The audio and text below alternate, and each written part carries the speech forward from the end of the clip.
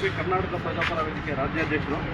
ಇವತ್ತು ಏನು ಕೂಡ್ಲಿಗೇಟು ಮತ್ತು ಸಿಂಗಸಂದ್ರ ಮಧ್ಯೆ ACS ಲಿಮಿಟ್ನಲ್ಲಿ ಯಾರೋ ಒಂದು 420 ಒಂದು ಫೈನಾನ್ಸ್ ಕಂಪ್ನಿ ಯಾವುದೋ ಸಾವಿರಪುರ ಅಂತ ಹೇಳ್ಬಿಟ್ಟು ಯಾವುದೋ ಕೇರಳ ಮೂಲದ ಒಂದು ಫೈನಾನ್ಸ್ ಕಂಪ್ನಿ ನೋಡಿ, ಕೇರಳದಿಂದ ಬಂದ್ಬಿಟ್ಟು ಈ ಥರ ಯಾರೋ ಕಾರ್ ಕಂಪ್ನಿ ಓಪನ್ ಮಾಡಿಬಿಟ್ಟು ಎಲ್ಲ ಅಮಾಯಕರು, ಎಲ್ಲ ಮೆಕ್ಯಾನಿಕಲ್ ಮತ್ತು ದಿನಗೂಲಿ ಕೆಲಸ ಮಾಡೋಂಥವ್ರು ಎಲ್ಲ ಪ್ರತಿಯೊಬ್ಬರು ನೋಡಿ, ಅವ್ರ ಬಟ್ಟೆಗಳು ನೋಡಿ ಎಲ್ಲ ಪುಸ್ತಕಗಳು ಇಟ್ಕೊಂಡು ನಮಗೆ ಏನೋ ದಿನಕ್ಕೆ ಕಟ್ಟಿರ್ತೀವಿ.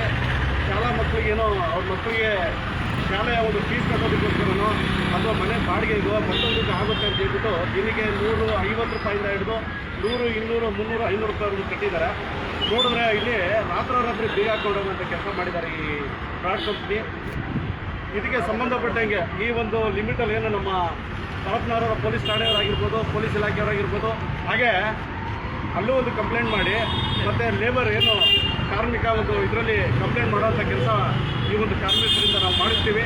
ಹಾಗೆ ಈ ಥರ ಕಂಪ್ನಿಗಳು ಫ್ರಾಡ್ ಕಂಪ್ನಿಗಳಿಗೆ ಅವಕಾಶ ಮಾಡಿಕೊಡ್ಬೋದು. ಯಾವುದೇ ಒಂದು ಕೇರಳ ಆಗಿರ್ಬೋದು ಅಥವಾ ತಮಿಳುನಾಡು ಇನ್ಯಾವುದೋ ಒಂದು ರಾಜ್ಯದಿಂದ ಬಂದ್ಬಿಟ್ಟು ಯಾವುದೋ ಒಂದು ಮಾರ್ಕೆಟಿಂಗ್ ಕಂಪ್ನಿ ಅಂತ ಮಾಡ್ತೀನಿ ಅಂತ ಮಾಡ್ತಾರೆ. ರಿಯಲ್ ಎಸ್ಟೇಟ್ ಆಗಿರ್ಬೋದು ಅಥವಾ ಈ ಥರ ಫೈನಾನ್ಸ್ ದಿನಕ್ಕೆ 10-20 ರೂಪಾಯಿ, 30 ರೂಪಾಯಿ, 40 ರೂಪಾಯಿ, 100, 200 ರೂಪಾಯಿ ಕಟ್ಟೋಂಥವ್ರು ಇವರು ದುಡಿಯೋದು 200-300 ರೂಪಾಯಿ ಕಟ್ಬಿಟ್ಟಿಲ್ಲಿ 6 ತಿಂಗಳು ಒಂದೊಂದು ವರ್ಷದವ್ರು ಕಟ್ಟಿದ್ದಾರೆ. 20,000, 30,000, 1 ಲಕ್ಷ, 2 ಲಕ್ಷವರೆಗೂ ಒಬ್ಬೊಬ್ಬರದ್ದು ಎತ್ಕೊಂಡು ಹೋಗಿದ್ದಾರೆ. ಇಷ್ಟು 15-20 ಜನ ಇದ್ದಾರೆ. ಇಷ್ಟು ಜನದ್ದು ಕಡಿಮೆ ಅಂದರೆ ಒಂದು 20 ಲಕ್ಷ ಮೇಲೆ ಇದೆ. ಇಷ್ಟು ಅಮೌಂಟು ಈ ಒಂದು ಬಡವರು ಏನು ಮಾಡಬೇಕು? ಇವರು ಮಕ್ಕಳ ಒಂದು ಶಾಲಾ ಒಂದು ಫೀಸಿಗೆ ಏನು ಮಾಡಬೇಕು? ಮಕ್ಕಳು ಪುಸ್ತಕಕ್ಕೆ ಏನು ಮಾಡಬೇಕು? ಯೂನಿಫಾರ್ಮ್ ಏನು ಮಾಡಬೇಕು? ಮಕ್ಕಳು ಎಷ್ಟೋ ಜನ ಮಕ್ಕಳು ಮನೆಗಳಲ್ಲಿದ್ದಾರಂತೆ. ಈ ಕೂಡಲೇ ಸಂಬಂಧಪಟ್ಟ ಅಧಿಕಾರಿಗಳು ಯಾರಿದ್ದಾರೆ, ಈ ಒಂದು 420 ಕಂಪ್ನಿಯ ಯಾರೇ ಇದ್ರೂ ಅವ್ರನ್ನ ಈ ಕೂಡಲೇ ಬಂದುವಂಥ ಕೆಲಸ ಮಾಡಬೇಕು.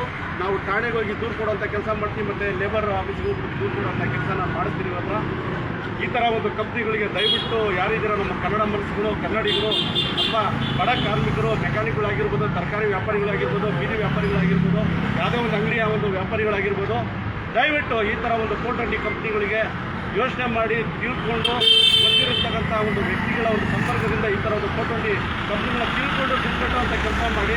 ಯಾಕಂದರೆ ನೀವು ಬೆವರು ಸುತ್ತಿ ರಾತ್ರಿ 12-1 ಗಂಟೆವರೆಗೂ ಕೆಲಸ ಮಾಡ್ತಾರೆ ಇವರೆಲ್ಲರೂ ಗ್ಯಾರೇಜ್ಗಳಲ್ಲಿ ನಾನು ಕಂಡಂಗೆ.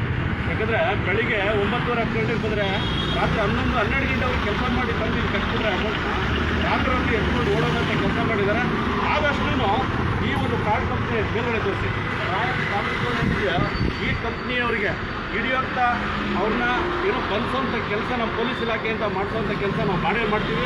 ಇದು ಎಲ್ರಿಗೂ ನ್ಯಾಯ ಕೊಡಿಸೋದಕ್ಕೆ ಏನು ಪ್ರಾಮಾಣಿಕವಾಗಿ ನಾವು ಪ್ರಯತ್ನ ಮಾಡಿಬಿಟ್ಟು ಇವ್ರಿಗೆ ನ್ಯಾಯ ಕೊಡಿಸೋಂಥ ಕೆಲಸ ನಾವು ಮಾಡ್ತೀವಿ ಅಂತ ಹೇಳ್ತಾ ದಯವಿಟ್ಟು ಮತ್ತೊಮ್ಮೆ ಹೇಳ್ತಾ ಇದ್ದೀನಿ. ಯಾರೇ ಬಡವರಾಗಲಿ ಅಲ್ಲಿ ಯಾವುದೋ ಒಂದು ಶಿವಾಜಿನಗರದಲ್ಲಿ IMI ಯಾವುದೋ ಒಂದು ಕಂಪ್ನಿ ಅಲ್ಲೂ ಅಷ್ಟೇ ಈ ಕರ್ನಾಟಕದಿಂದ ಅಮೌಂಟ್ನ ಕಟ್ಟಿದ್ರು. ಅವನು 3ರಿಂದ 7 ಜನ ಹೆಂಡ್ತಿನೇ ನಾವು ಮದುವೆ ಮಾಡ್ಕೊಂಡು ಆ ಹೆಂಡ್ತಿನ ಸಾಕೋಕ್ಕೆ ಏನು ಬೇಕೆಲ್ಲ ಮಾಡ್ಕೊಂಡ. ಬಡವ್ರಿಗೆ ಯಾರಿಗೂ 1 ರೂಪಾಯಿ ವಾಪಸ್ ಬರಲಿಲ್ಲ. ಅದರಲ್ಲಿ ರಾಜಕಾರಣಿಗಳು ಇನ್ವಾಲ್ವ್ ಆಗಿದ್ದರು, ಸುಮಾರು ಜನ ಸರ್ಕಾರಿ ಅಧಿಕಾರಿಗಳು ಕೂಡ ಅದರಲ್ಲಿ ಏನು ಭಾಗವಹಿಸಿದ್ರು.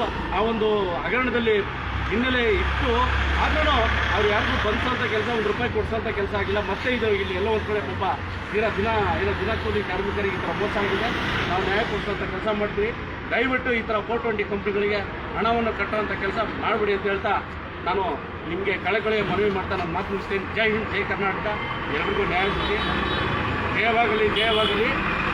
ಕಾರ್ಮಿಕರಿಗೆ ಜಯವಾಗಲಿ. ಜೈ ಹಿಂದ್, ಜೈ ಕರ್ನಾಟಕ.